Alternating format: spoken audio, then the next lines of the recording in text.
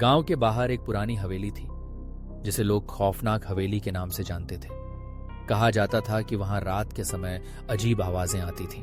एक रात एक युवक राजू अपने दोस्तों के साथ हवेली की ओर बढ़ा। उसने सोचा कि यह सिर्फ एक मजाक होगा, लेकिन उसके दोस्तों ने उसे डराने के लिए हवेली के अंदर जाने की चुनौती दी। राजू ने हिम्मत जुटाई और हवेली के दरवाजे को खोला। अंदर घुसते ही ठंडी हवा ने उसे घेर लिया। दीवारों पर जाले थे और फर्श पर पुरानी किताबें बिखरी पड़ी थीं।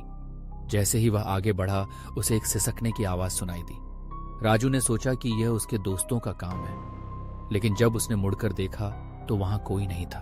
वह आगे बढ़ा और एक कमरे में पहुंचा जहां एक पुरानी दर्पण थी। जब उसने उसमें देखा तो उसके पीछे एक धुंधली आकृति खड़ी थी। राजू ने चौंक कर पीछे मुड़कर देखा, लेकिन वहां कोई नहीं था। दिल की धड़कन तेज हो गई। उसने दर्पण में फिर से देखा और इस बार आकृति और करीब आ गई थी।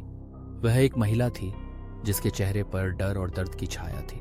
राजू ने डरते डरते पूछा, तुम कौन हो? लेकिन महिला ने केवल उसे घूरते हुए देखा। अचानक कमरे की रोशनी बुझ गई और राजू को महसूस हुआ कि वह अकेला नहीं है। हवेली की दीवारों से अजीब सी आवाजें आने लगी।